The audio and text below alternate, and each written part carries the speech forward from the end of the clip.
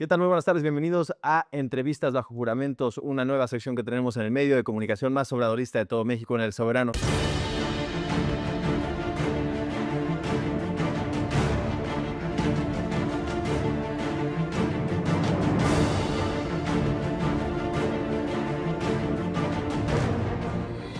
En su más reciente videocolumna para Latinos, el expresidente del INE y exconsejero del Instituto Nacional Electoral, el señor, ¿cómo se llamaba? Lorenzo Córdoba, dijo textualmente, me permito leer, que el pueblo de México ni saben cómo se integra el Poder Judicial, ni saben qué funciones realiza dicho poder. La elección de los jueces y magistrados del país es un hecho desconocido para la mayoría de la población que no tiene idea de que se aproximan los comicios correspondientes.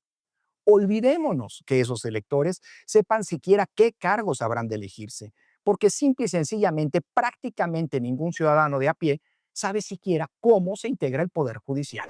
Y para hablar de eso, de la reforma del Poder Judicial, ya vienen las elecciones, son semanas nada más. Estamos con Ariadna Camacho Contreras, quien va a ser candidata al Tribunal de Disciplina del Poder Judicial Federal. Correcto. ¿No es correcto? Es correcto, Julián. Muchísimas gracias por este espacio. Qué bonito estar contigo. Pues a ver, ¿qué respuesta se le da a quien hace este argumento desde la reacción conservadora de decir, a ver, esta reforma es un sinsentido porque realmente hay que aspirar a que nos gobierne algún estilo de, pues, de oligarquía plutocrática, donde los pocos ilustrados gobernemos al pueblo de México y les digamos qué hacer? El pueblo de México no está ni enterado, ni sabe qué va a pasar, ni sabe cómo funciona, ni debiera de estarlo porque eso no les corresponde. No, hombre, me parece una falta de respeto el comentario porque el pueblo es sabio y el pueblo sabe elegir. Y justamente esta reforma al Poder Judicial, creo que hacía falta, Julián, una sacudida, porque efectivamente el Poder Judicial es como una élite, ¿no? Que estaba aparte en un mundo oscuro de nadie sabe quiénes son, pero justo esta reforma nos da esa oportunidad para que la gente conozca qué hace un juzgador. Entonces, como sabes, venimos desde el 2018 por un proceso de transformación donde la justicia, pues, ha sido mermada, ¿no? Entonces tenemos que seguir trabajando por fortalecer el Estado de Derecho y esta reforma permitirá justamente a la ciudadanía acercar a ese poder judicial que durante años se olvidó de toda la gente. ¿Quién es Ariadna Camacho Contreras? Ariadna, soy una mujer, soy abogada, tengo 40 años, soy mamá, hija, esposa y he sido funcionaria pública por más de 15 años. Conozco el servicio público desde los 23 años que tuve la oportunidad y siempre mi actuación ha sido que los funcionarios públicos realicen toda su función de acuerdo a las leyes. Oye, y eres, en la posición es federal, la representación que buscas, ¿no? Así es. El Tribunal termina siendo federal, representas a todo el mundo, pero ¿de dónde eres? Yo soy de la Ciudad de México, realmente crecí en el Estado de México, pero nací en la ciudad y vivo ahora en la ciudad. ¿Y los orígenes de tu familia? Pues muy interesantes, ellos vienen mi mamá viene de Puebla y mi papá viene de Guanajuato, yo vengo de una familia trabajadora, eso es importante decirlo, soy una aspirante que gracias a esta reforma se le abrieron las puertas para concursar por este importante cargo. Yo no vengo de, bueno, mis papás son comerciantes, tengo 4 hermanos, una hermana, y siempre nos hemos dedicado al trabajo. ¿Y quién dirías que ha sido la persona que más ha influido sobre tu vida? Yo creo que mis papás, mi mamá y mi papá, porque ha sido un ejemplo de trabajo. Mi abuela, por ejemplo, fue una persona que quedó huérfana a los 6 años. Mi abuela me cuidaba y todavía recuerdo que me decía: "Oye, es que yo perdí a mis papás a los 6 años y vivía en la calle". Entonces, mi papá con este escenario, bueno, salió adelante. El mayor sueño de mi papá era comprarle una cama a mi abuela. Entonces, siempre ese ejemplo de lucha, de trabajo, de que cuando se les cierran las oportunidades, no bajar la guardia, eso es mi mayor inspiración. Oye, ¿qué estudiaste? ¿Dónde? Mira, soy abogada del TEC de Monterrey. Tengo que decirte que estudié en una primaria pública, en una secundaria pública, y gracias a mi esfuerzo me dieron una beca para estudiar en la prepa del TEC de Monterrey y también me mantuvieron la beca para la universidad. Y después me dieron una beca, participé en una convocatoria para estudiar en Estados Unidos. Entonces, Y eres abogada, estudiaste Derecho. soy abogada, estudié Derecho y tengo 2 maestrías. Okey. Una en Estados Unidos y una aquí en la Universidad Nacional Autónoma de Igual México. maestrías en Derecho. Sí, un maestría en Derecho Constitucional y una maestría en Litigio. Cuéntanos acerca del mayor reto que has tenido en tu trayectoria profesional. Bueno, el mayor reto fue implementar mecanismos de justicia alternativa. La justicia alternativa, yo lo que estaba diciendo, a ver, la cárcel no es la única sanción que podemos hacer para disuadir una conducta ilegal. Entonces, implementar mecanismos de justicia alternativa en un país donde solamente se ve la cárcel como la única opción, pues ha sido un reto complicado, pero fue el mayor reto y hoy tenemos programas de justicia alternativa en 5 estados de la República, entonces creo que ese fue el principal reto. ¿Qué significa entonces eso ya en los hechos? ¿Significa ponerlos a rezar un Padre Nuestro o tres Aves Marías? ¿Qué significa la No, justicia? la Y luego van a la cárcel, ¿qué haces con ellos? Sí, buscar algún otro el alcoholímetro, por ejemplo, es una sanción administrativa donde dices, bueno, multas, puede haber, dependiendo la magnitud del caso, se puede hacer una evaluación de las personas. Yo siempre he sostenido que tenemos que humanizar la justicia y eso no significa ir a rezar un Padre Nuestro, sino ver al ser humano con todas sus dimensiones, porque puede tener problemas psicológicos, puede tener casos de violencia, o sea, atrás de esa conducta ilegal hay algo que lo motiva. Entonces es identificar y como Estado dar las mejores alternativas para generar un cambio de conducta. Ahora, en la derecha sí hay quien cree que todo mundo debe ir a la cárcel, ¿no? O sea, que hay este protofascismo extraño, buqueloso, que apelan a esa parte de lo peor de la humanidad y de criminalizar cada actividad que se llegue a salir ligeramente del estándar jurídico, de lo que establece la norma jurídica. ¿Tú tienes otro tipo de perspectiva? Sí, yo tengo otro tipo de perspectiva pensando que dependiendo, primero que se debe de evaluar la sanción, la magnitud de la conducta ilegal y buscar algunas otras alternativas, sanciones, brazaletes, ¿no? Como funcionan en otras partes del mundo, pero sí creo que aquí nos hemos enfocado o por muchos años en la parte de la cárcel como la única opción, pero tenemos que ir más allá y humanizar la justicia. Principalmente en crímenes que no sean graves. Exactamente, sí, claro, tendríamos que hacer una evaluación al caso concreto. Claro, claro. ¿Dirías que eres una mujer de izquierda, de derecha? ¿Dónde estás parada en el espectro político? Pues diré que soy una mujer de izquierda, siempre he visto por el bien de la sociedad. Considero que México es un país muy rico, tenemos un país abundante y que esa riqueza se debe de distribuir. Y eso es lo que significa para ti entonces la izquierda, la distribución equitativa de la riqueza que ofrece México. Sí, entre otras cosas. ¿Entre qué más? Pues entre todos los programas sociales, por ejemplo, ¿no? Toda esa parte también de la votación, ¿no? Donde el pueblo elige, me parece también una cosa muy importante. Una democracia más participativa. Exacto. Muy bien. ¿Qué opinas de Claudia Sheinbaum? Si te marca un robot encuestador y te pregunta, dice, oye, Ari, si estás de acuerdo con Claudia Sheinbaum, marca uno, si no estás de acuerdo, marca dos, ¿qué dirías? No, pues marco uno. La verdad es que es una mujer admirable. La primera mujer presidenta, la verdad, está rompiendo la historia en el país, está haciendo cosas muy importantes y es un gran ejemplo para todas las mexicanas. Ya eres candidata, vas en el primer lugar de la boleta. Además, pues te propone Claudia Sheinbaum, el poder ejecutivo, pues para ser candidata se pudo haber hecho a través de cualquiera de los tres poderes. Tú vas por el ejecutivo que tiene algún valor simbólico ello. Explícanos cómo la gente puede votar por ti. Bueno, este fue una convocatoria abierta. Realmente yo he trabajado en el Poder Ejecutivo, pero no es que la presidenta haya puesto a los candidatos, sino cualquier persona se inscribía y previo a una evaluación, bueno, una evaluación, unos filtros de candidato donde pedían ciertos requerimientos. Entonces es como salimos elegidos y luego pasamos por un proceso de insaculación, que es una tómbola, y pues así es como aparecí en la boleta. Ari, no existe el Tribunal de Disciplina Judicial hoy. Existe una figura jurídica que hoy cumple con un organismo que hoy cumple con esas funciones de alguna manera. Sí hay quien disciplina a los jueces, pero ahí es ineficiente, la gente se ha quejado de ello. Está presidido por Norma Piña o por quien sea que presida también la Suprema Corte de Justicia, lo cual también es un evidente conflicto de interés. ¿Qué distingue, cómo se va a funcionar este nuevo organismo que es el Tribunal de Disciplina Judicial? Porque no eres candidata a la Suprema Corte, no eres candidata a juez local, ni a juez de distrito, magistrado de circuito. ¿Qué significa esto?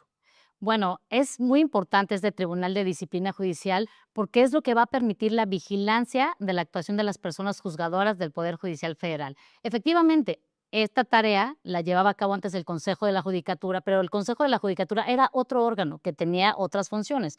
Este va a estar exclusivamente atendiendo la disciplina de los jueces. ¿Y qué es la disciplina de los jueces, Julián? Es prácticamente que se vigile y se supervise que todas las actuaciones de las personas juzgadoras estén apegadas a la ley y en caso contrario, pues que se haga una investigación y si hay pruebas, que se sancione.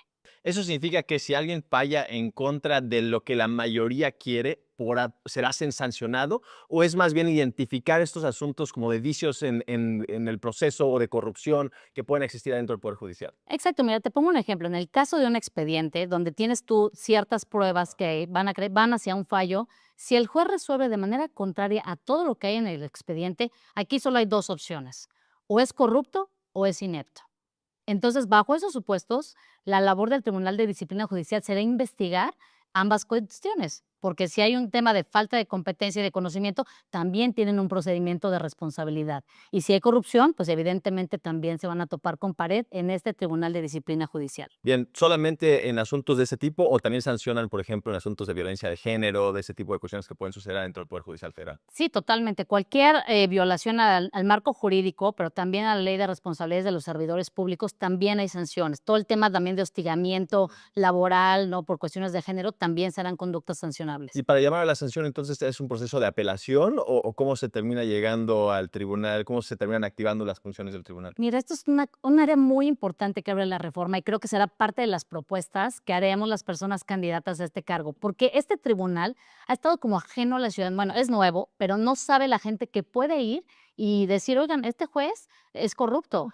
Entonces, tendremos que trabajar para que cualquier persona, sea un abogado o un ciudadano de a pie, vaya y toque las puertas de este tribunal de disciplina, haciéndonos saber que tiene alguna queja en contra de la persona juzgadora. Y fíjate, yo también como lo veo, creo que es importante medir la calidad de la impartición de justicia, cómo se sienten los usuarios del sistema de justicia y esta información también pudiera ser recabada por este Tribunal de Disciplina Judicial. Bueno, si fuera yo el abogado del diablo, diría que esas funciones ya existen y ya las tiene el Consejo de la Judicatura Federal. ¿Por qué no funciona eso? Bueno, porque antes el Consejo de la Judicatura tenía tres funciones importantes. Uno, la administración de todos los recursos. Dos, la parte de nombramiento de personas juzgadoras. Y tres, la disciplina de los jueces. Al ser este órgano, teniendo tres funciones, pues se quitaba la especialización. Hoy se busca una nueva figura completamente especializada en la disciplina de los jueces y en esta evaluación del desempeño que será fundamental. Hoy quien preside el Consejo de la Judicatura también preside la Suprema Corte. ¿Eso lo va Totalmente. a sostener? No, eso es qué bueno que lo mencionas, Julián, es un punto muy importante, porque justamente la persona que presidía la Suprema Corte, pues se encargaba también de ver la disciplina de sus jueces, y eso no puede ser. Por eso este Tribunal de Disciplina se va a integrar de 3 magistradas y 2 magistrados, va a ser mayoría mujeres, y no va a ser, no tenemos injerencia, no se tendrá injerencia con la Suprema Corte, como ahora sucede. Sí, eso no sucede en ningún lado del mundo, en ningún país del mundo, y aquí resulta que sí la presidenta de la Suprema Corte también preside el Consejo de la Judicatura. ¿Funciona, dirías, entonces, por lo menos dirías, son eficientes para administrar la justicia sobre los juzgadores? ¿A cuántos han sancionado en años recientes en el Consejo de la Judicatura? Mira, la verdad es que la estadística, el último informe de la ministra Piña justamente trae un número bajo. Creo que ese es un área de oportunidad, pero también considero que obedece a que tenían una triple función. Creo que tener una sola función, que es la disciplina y evaluación de los jueces, permitirá pues investigar a más personas. Y repito, investigar y solo si hay realmente pruebas que acrediten su responsabilidad, sancionar. Tampoco se trata de sancionar por sancionar. Claro. Oye, te marca otro robot y te dice qué opinas de la ministra Norma Piña. Si aprueba usted, marque 1 y si no aprueba, marque 2. ¿Qué número marca? Pues dos. Elabora un poco sobre ello, tu opinión acerca del trabajo como presidenta de la Suprema Corte, Norma Piña. Mira, Julián, yo creo que necesitamos mujeres de poder en el poder. ¿Y qué significa esto? Que las personas que realmente tenemos las ganas de hacerlo, lo ejecutemos.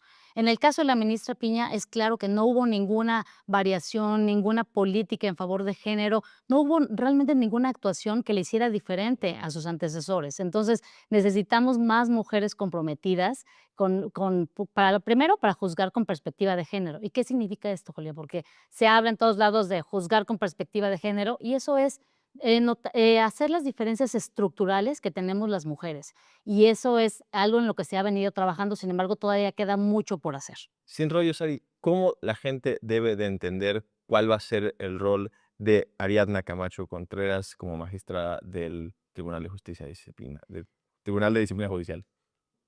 Vigilar que los jueces cumplan con su labor. Ese será mi rol. Y en caso de que no lo cumplan, hacer una investigación y sancionar. ¿Qué caracteriza a Ariadna en la forma en que ella concibe la justicia? Mira, yo creo que una parte muy importante es dar a cada quien lo que le corresponde y siempre he estado apegada al Estado de Derecho. Como te digo, vamos a sancionar únicamente cuando se tengan las pruebas. Entonces, eso es lo que van a poder encontrar en mí, sanciones ejemplares también. ¿Por qué se hace derecha él? Mira, hay cosas que marcan la vida Ah, de las personas. Como te comenté, mis papás son comerciantes, ellos vendían comida en la vía pública, en un puesto semifijo. Y cuando yo era chiquita, me acuerdo perfecto, tenía yo como 8 años, llegaron funcionarios públicos a extorsionar a mis papás, les sacaron todo de su negocio Y fue un momento muy impactante para mí que yo dije, es que no es posible que haya funcionarios públicos que abusen de personas buenas que solo quieren trabajar. Entonces yo desde esa época dije, yo voy a ser una funcionaria pública y voy a trabajar porque la gente sea tratada con dignidad. Y ese ha sido mi lema de vida. Yo siempre he tratado a los demás como quiero que me traten y así lo he hecho en toda mi carrera y en toda mi vida personal y profesional. ¿Y por qué el Tribunal de Disciplina Judicial y no decidiste mejor me lanzo de ministra de la Corte o me lanzo de jueza de distrito o magistrada, lo que sea? ¿Por qué dijiste esa figura donde menos gente participó? Al final ya hay muchísimos candidatos, pero las listas eran más breves, es una cosa mucho más especializada. ¿Por qué el tribunal y no otro? Mira, yo creo que el Tribunal de Disciplina Judicial es el corazón de la reforma. ¿Por qué? Porque ha sido muy escandaloso que dicen que como votación popular. Entonces, necesitamos buenas personas juzgadoras adentro del Poder Judicial. Y esto va a marcar el parteaguas, porque se van a identificar quiénes sí son buenas personas juzgadoras y quiénes no. Entonces, para mí ese era un área de oportunidad, porque ahí es donde se va a meter la calidad del servicio de impartición de justicia, la parte de combate a la corrupción, que he luchado durante años, y esta cercanía con la gente también es un área muy interesante de decirle a la gente: "Oye, si no te están cumpliendo, ve, y aquí hay un área donde te pueden resolver", ¿no? Donde te van a escuchar y donde se va a sancionar esas conductas que son contrarias a la ley. Cuando seas magistrada del Tribunal de Disciplina Judicial, ¿vas a ganar más que la presidenta? No, ¿Te parece correcto que haya quien gane más que la presidenta? bueno, la iniciativa privada sí, claro. Sí, sí, sí, dentro del poder, dentro del servicio público. No, no, no, estoy de acuerdo con que la presidenta realmente tiene una tarea titánica y su día a día, pues, lo dedica al beneficio de todos los mexicanos. Una última pregunta, ahorita me surgió. Te pidieran unas cartas de recomendación para empezar el proceso. Sí. ¿Qué cartas de recomendación de quién le entregaste? Pues de mi, por ejemplo, de mi compañero de la universidad, amigos, pues ustedes pueden ver mi expediente público, es gente con la que he trabajado, en ¿Y realidad. fue del papá de Claudia No, Sheinbaum, hombre, una cosa así, nada. por una No, cercanía absoluta? ¿Militas en Morena? no, Tampoco. no, tampoco. ¿Y te dijeron en algún momento que necesitabas militar en Morena para ser No, candidata? para nada, para nada. La verdad fue una convocatoria abierta para cualquier abogado. Y yo dije, pues a mí me interesa inscribirme y pues a ver qué pasa. Ari, muchísimas gracias. Muchas gracias a ti. Gracias por habernos acompañado en la primera emisión de Entrevistas bajo juramentos en el medio de comunicación más habladorista de México, en El Soberano México. Muchas gracias y hasta luego.